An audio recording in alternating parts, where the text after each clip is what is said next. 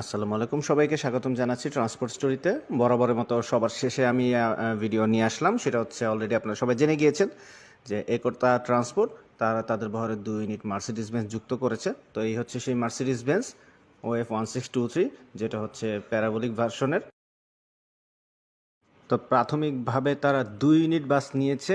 তো 2 ইউনিট বাসের বডি নির্মাণ করেছে ডেলকো ইঞ্জিনিয়ারিং ওয়ার্কশপ।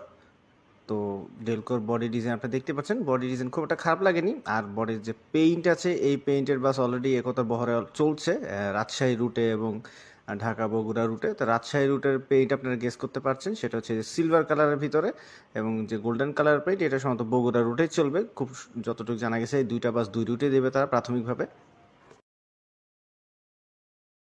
তো চলুন এবার ভেতরের ইন্টেরিয়র দেখে আসি। মহামারী কিছু না, অ্যাজ ইউজুয়াল সব বাসে যা দেখা যায় সেই টাইপের ইন্টেরিয়র। একটু কালারফুল টাইপের ড্যাশবোর্ড করা হয়েছে। আর দেখতে পাচ্ছেন ব্যাক ক্যামেরা লাগানো হয়েছে, তার জন্য স্ক্রিনও বসানো হয়েছে।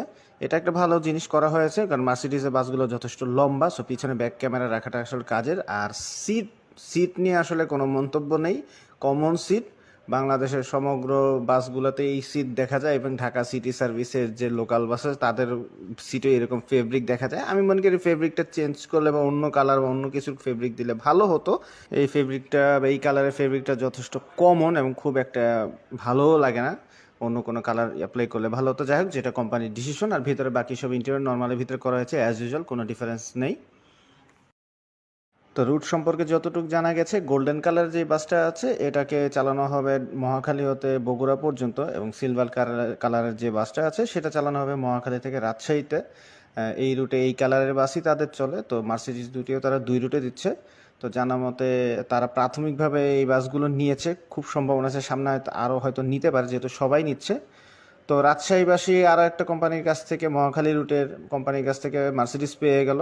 হানিফও চালাচ্ছে। এখন দেখার বিষয় ন্যাশনাল এবং দেশ ট্রাভেলসের কবে তার ঘুম ভাঙে। আশা করব তারাও খুব শীঘ্রই মার্সিডিজ নিবে। আর এই মুহূর্তে বাসগুলো গতকাল রেজিস্ট্রেশনের জন্য গিয়েছিল মিরপুর বিআরটিএতে। সম্ভবত তারা রেজিস্ট্রেশন নাম্বার পেয়েও গিয়েছে, হয়তো আজকালকের ভিতরেই তারা ট্রিপে যাবে। তো আস্তে আস্তে মোটামুটি সব কোম্পানি অল্প করে হলো, একটা দুটো করে হলেও মার্সিডিজ নিচ্ছে, ট্রায়াল বেসিসে হলেও নিচ্ছে চেসিসগুলোকে টেস্ট করার জন্য। যদি সামনে হিনো অ্যাভেলেবল না হয় তাহলে সেক্ষেত্রে মার্সিডিজের উপরেই ভরসা রাখতে হবে। আর সাভারের বলিয়াপুরে র্যানকন মোটরসের সার্ভিস সেন্টার হওয়ার কারণে যত নতুন মার্সিডিজ আছে, নতুন পুরাতন সবাইকে এখানে খুঁজে পাওয়া যায় কোনো না কোনো সময়, যেহেতু সবাই এখানেই সার্ভিস করতে আসে।